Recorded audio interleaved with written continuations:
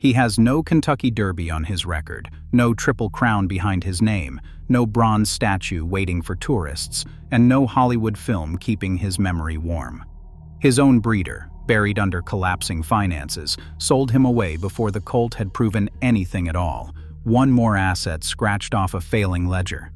Yet he holds a record that Secretariat never approached, that man o' war never threatened, and that no horse alive today has any realistic path to chase. How does the winningest horse in the history of American racing become the most completely forgotten? The answer winds through bankruptcy ledgers and butcher shops, through the hardest gambling stable of the 19th century, and toward one final turn of fate, because the man who let this horse go would stand beside him again many years later, under circumstances that nobody watching the sale could have predicted. Lexington, Kentucky, in 1884. Castleton stud spread across the bluegrass as the private kingdom of James R. Keene, a Wall Street operator who had climbed from a Western mining camp to the center of American finance, a man who mixed patience in the breeding shed with recklessness at the stock ticker. Keene had made and lost fortunes with a regularity that fascinated the newspapers, a speculator who treated ruin as an inconvenience rather than an ending, and the bluegrass farm represented the part of his empire he intended to keep forever. The Gilded Age had turned American racing into a theater for new money, and the men who commanded the tracks and stables of the 1880s were railroad barons, market operators, and self-made merchants who measured one another in horseflesh as readily as in stock certificates. Keene assembled bloodlines with the same appetite he brought to the market, and the pairing he arranged carried the logic of a calculated wager rather than a sentimental wish. Spendthrift stood as the sire, a powerful stallion who had pounded his way to victory in the Belmont Stakes and the Jersey Derby and had shared championship honors as a 2-year-old, a horse who blended raw speed with grinding durability. Spendthrift had earned that reputation the hard way, absorbing the pounding of the classic distances and answering with a finishing drive that broke the resolve of better fancied rivals, and breeders across Kentucky regarded his sons as inheritors of an unusually durable constitution. Caponga served as the dam, an imported English mare by Victorious, tracing back through Capunda to the influential Stockwell, a pedigree that braided American toughness with British stamina. The mating followed a theory as old as the stud book itself: speed grafted onto stamina, fire braided with soundness, and Keene committed to it with the conviction of a man accustomed to backing his own judgment against the crowd. The foal arrived brown and plain to the casual eye, one more well-bred colt in a state overflowing with them. The markets, though, were already turning against his breeder. Keene's fortune, built on nerve and leverage, cracked under the weight of failed speculation, and the ledger at Castleton shifted from an inventory of ambitions into a list of assets waiting for liquidation. Reports from the era indicate that Keene, pressed by financial difficulty, let the colt pass to the trainer Evert Snedeker and his partner J.F. Cushman, men buying potential at a discount from an owner who could no longer afford to hold it. They named the brown colt Kingston. The breeder's ledger had spoken louder than the bloodline, and the only question left in the bluegrass was whether anyone would ever come to regret the arithmetic. The season of 1886 supplied the first evidence, and the evidence looked thin. Kingston went to the races 6 times as a 2-year-old and won twice, adding 4 placings, a record that mixed flashes of ability with stretches of ordinary effort. Kingston captured the select stakes, a result that turned a few heads without turning the sport upside down, and the men who studied juvenile form filed him away as useful rather than remarkable. According to accounts from the period, observers around the New York tracks saw a solid colt with a modest resume, the kind of horse that filled fields instead of headlines, promising enough to sell and unproven enough to sell cheaply. Mike and Phil Dwyer watched the same races and reached a different conclusion. The Dwyer brothers had built their first fortune behind a Brooklyn butcher counter and their second fortune at the betting ring, and they ran their racing stable the way they had run their shops, with cold appraisal and relentless demand. Brooklyn had watched the two brothers rise from delivering meat to commanding one of the most powerful stables in the country, an ascent built on an unromantic principle that a racehorse was a working asset expected to earn, and the turf writers of the day chronicled their operation with a mixture of admiration and alarm. The brothers had campaigned champions before, and accounts from the period describe wagers of a size that could shift the odds across an entire betting ring the moment the Dwyer money appeared, shrewd judgment paired with staggering nerve. The Dwyers studied the brown colt's frame, his stride, and his pedigree, and then they made their offer. The price was $12,500. The figure bought a 2-year-old with 2 wins, a sum that respectable stables considered a gamble on promise rather than a payment for proof, and the sporting press treated the transaction as one more Dwyer speculation. $12,500 in the 1880s represented the price of a substantial city property, a sum that ordinary horsemen would never risk on 6 juvenile starts, and the skeptics who murmured around the deal saw 2 butchers overpaying for a colt that better judges had already declined to chase. Kingston changed hands like a promising piece of inventory.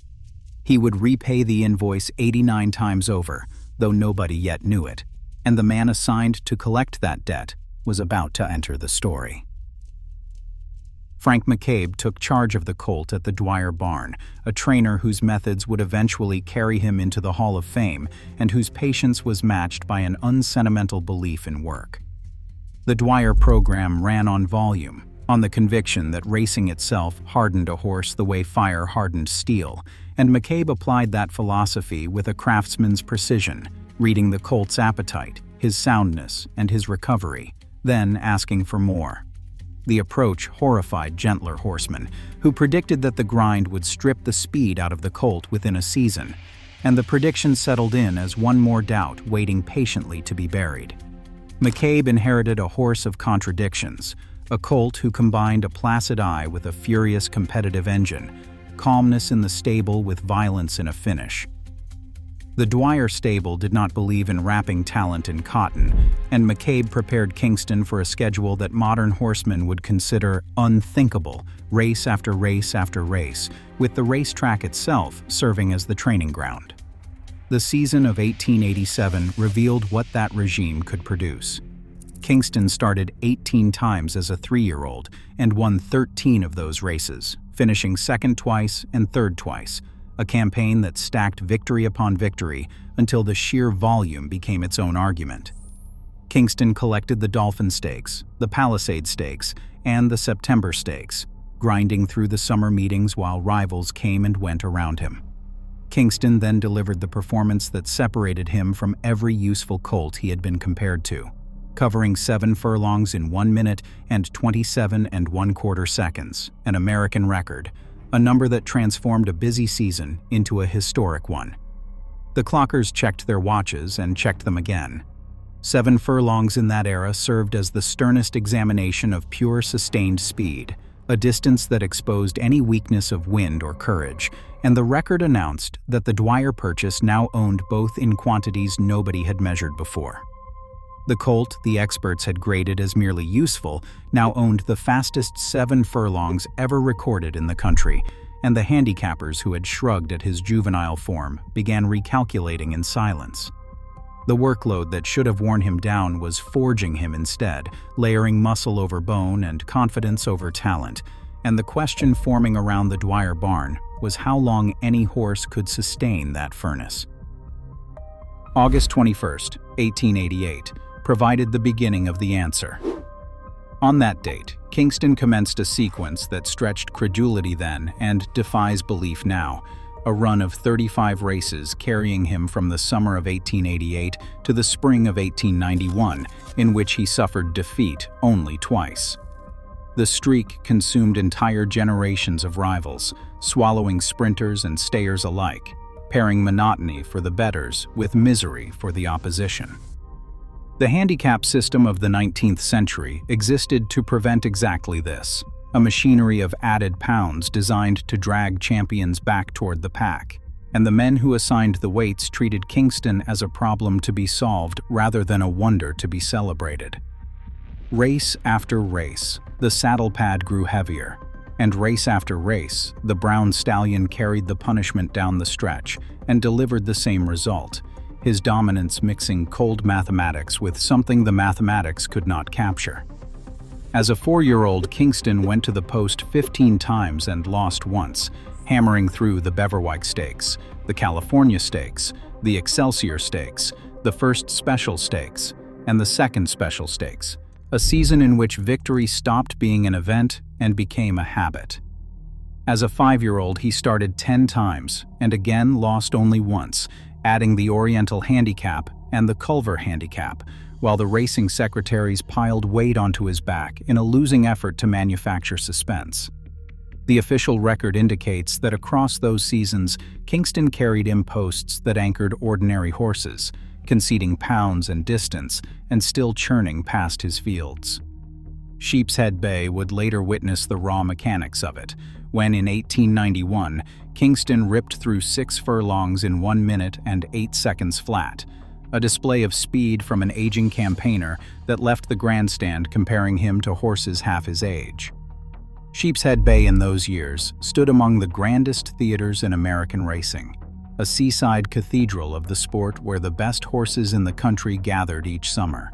And the sight of an aging campaigner shattering sprint figures on that stage forced even his oldest doubters into an uncomfortable arithmetic. Losing had become the anomaly. Winning had become the routine, and the sport, starved for drama, went searching for a horse capable of making Kingston mortal. The search produced Tenny. Tenny arrived as the champion the press had been waiting for, a fierce and celebrated campaigner whose rivalry with the great Salvatore had already given the era its most famous duels, and the newspapers that had run out of ways to describe Kingston's routine dominance now had a genuine collision to sell. Tenny carried scars and headlines in equal measure, a horse whose stretch battles had entered the sport's folklore, and his followers argued with genuine conviction that class proven against the absolute best would expose the streak the moment the two met on level terms. The sporting columns framed the matchup as a referendum, the relentless machine from the Dwyer barn against a rival with championship credentials, and sections of the press installed Tenny as the horse to finally expose the streak as a product of soft competition. The dismissal stung more for its logic than its malice. Kingston had feasted on handicaps and specials, the argument ran, while Tenny had fought the best in the country, and the doubters wanted the two records tested on the same afternoon over a distance that left nowhere to hide. The race came at 1.25 miles, with the Hall of Fame jockey Isaac Murphy in Kingston's saddle, a rider whose judgment of pace was regarded as the finest of his generation, a man who paired icy patience with perfect timing. Murphy arrived at the engagement as the most celebrated rider in America, a horseman who won a staggering share of his races through restraint rather than force, and the pairing of the era's coldest judge of pace with the era's most relentless galloper struck observers as a partnership assembled in a laboratory. The gate break settled the shape of the contest, with Kingston away cleanly and Murphy placing him within striking range, while Tenny's supporters watched for the first sign of weakness. Accounts from those present describe an unrelenting pace through the early fractions, a tempo that punished pretenders and stripped the race down to its two principles, each quarter-mile tightening the pressure rather than releasing it. The move came where Murphy chose to make it, and Kingston answered with an explosion of power, his stride lengthening, his barrel driving, the brown stallion surging from contention into command. Tenny fought back the way champions fight, and for sustained, pounding strides the two horses ran locked together, elegance grinding against brute force, the crowd's roar rising with every stride the margin refused to grow. The grandstand understood what it was watching. Two reputations grinding against each other at the peak of their powers, the challenger emptying himself to prove the machine could break, the machine refusing, stride after pounding stride, to supply the evidence. The wire settled it. Kingston defeated Tenny, and the timer froze at 2 minutes, 6.5 seconds, an American record for the distance.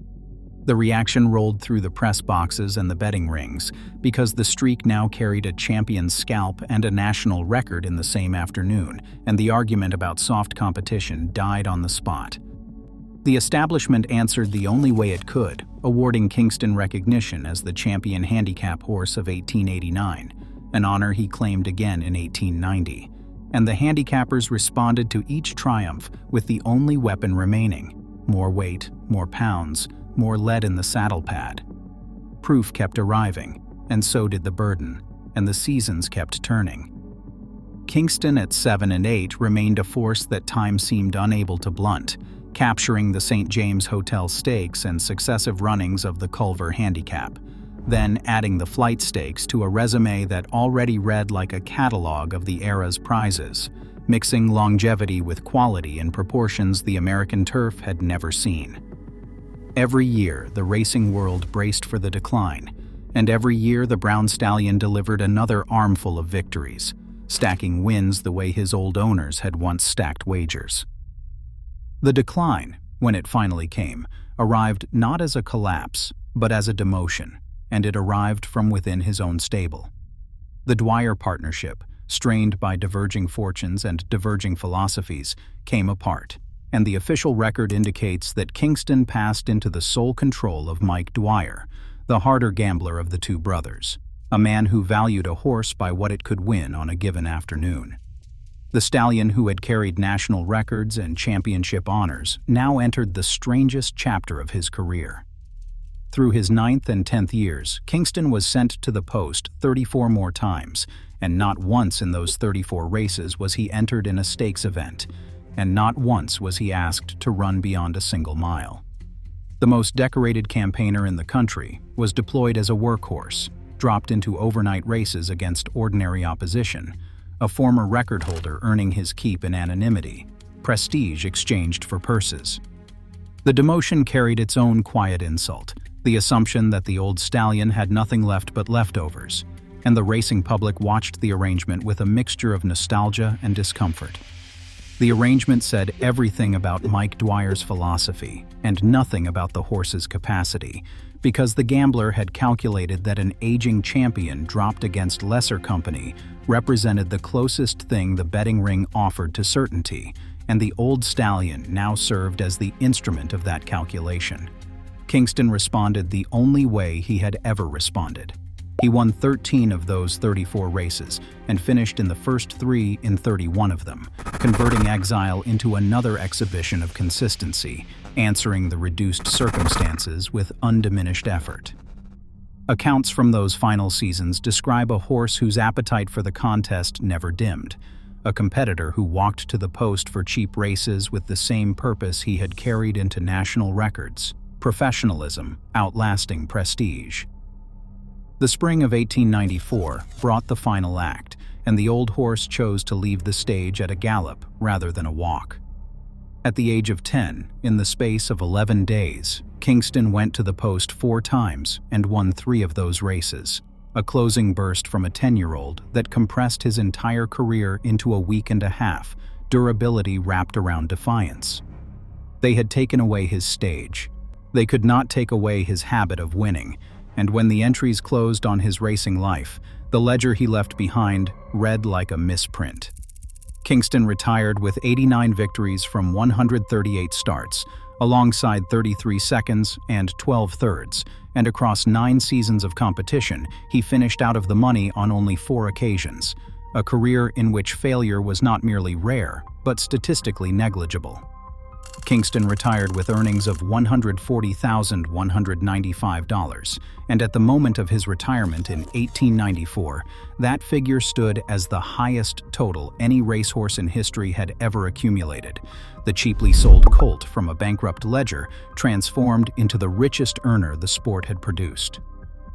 The 89 wins constituted an American record then, and they constitute an American record now, more than 130 years later, untouched, unapproached, and under the structure of modern racing, untouchable.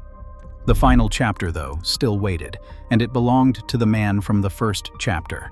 Castleton Stud, the farm where the story began, reclaimed its most famous son, and James R. Keene, his Wall Street fortune rebuilt and his breeding empire restored, stood once again as the master of the operation where Kingston would spend his retirement. The breeder who had been forced to sell the colt in his season of ruin now presided over the stallion's second career. Reports from the era suggest the reunion carried a symmetry that even the unsentimental men of the turf paused to note. The financier restored, the farm restored, and the discarded colt returning as the most accomplished racehorse the country had ever produced. The circle closing not through sentiment, but through the slow machinery of fortune. Loss folding into recovery, separation folding into reunion. The salesroom transaction that poverty had forced now looked, in the fullness of time, like the transaction Keene had spent a decade earning the right to reverse. Kingston repaid the reunion the way he had repaid every investment. In the breeding shed, he transferred the engine to a new generation, and the official record shows the results in plain figures, because Kingston stood as the leading sire in America in 1900, and then, a full decade later, claimed the title again in 1910, a span of sustained influence that mirrored the span of his racing career. Excellence stretched across time rather than crowded into a single season. His sons carried the blood back to the winner's circle, with the champion Novelty, the Belmont Stakes winner Ildrim, and the Futurity winner Ballyhoo Bay among the runners who converted their sire's toughness into prizes of their own, the old campaigner's durability flowing into a dynasty.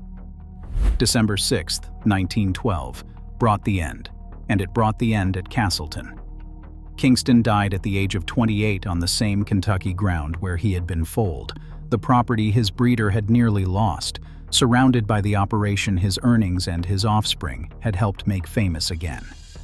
In 1955, when the National Museum of Racing assembled its Hall of Fame, Kingston entered with the earliest inductees, filed alongside the immortals by the institution charged with remembering, even as the public conversation moved on without him. The founding class gathered the names the sport considered beyond argument, and the presence of the forgotten stallion among them stood as a quiet correction to the public memory, recognition granted by the historians even as it was withheld by the crowd. The forgetting itself carries an explanation, and the explanation says more about the sport than about the horse. Kingston raced in the years before the Kentucky Derby hardened into the center of American racing mythology, before newsreels and radio and television built the machinery that manufactures permanent fame, and his greatness took a shape that modern storytelling struggles to hold, spread across 138 afternoons instead of concentrated into one. Secretariat owns a single June afternoon at Belmont Park that any viewer can watch in under 3 minutes. Kingston owns 9 years, and 9 years cannot be replayed. Fame in racing attaches itself to moments, to the single photograph, the single stretch run, the single broadcast call, and a career assembled from relentless accumulation offers the mythmakers nothing to freeze. The structure of the modern sport guarantees the record's safety, because contemporary champions retire to the breeding shed after 10 or 15 or 20 starts, their careers ending at an age when Kingston's was barely beginning, which means the most prestigious horses of the current era complete their entire racing lives before reaching 1/6 of his workload. A modern colt would need to win more races than most modern champions ever run. The record does not merely stand. The record has been placed beyond the reach of the sport that created it, and the sums involved make the point with brutal clarity, because breeding economics now value a champion's offspring at figures that dwarf any purse. And reports from the modern industry suggest that no owner alive would campaign an elite stallion through 9 seasons, when a fraction of that time secures the fortune. Stand again then, in that sales room of the 1880s, beside the failing financier and the unproven brown colt, and measure how small the dismissal has become. The colt sold off a bankrupt ledger became the winningest horse in the history of American racing. The 2-win juvenile, bought for $12,500, became the richest earner the sport had ever known.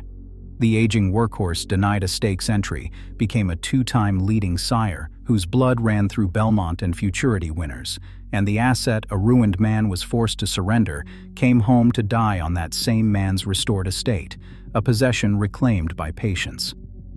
Every layer of the story delivers the same verdict: the rejected colt, the skeptical salesrooms, the doubting press, the piled-on weight, the late career demotion, all of it overturned not by one afternoon of brilliance, but by a decade of refusal.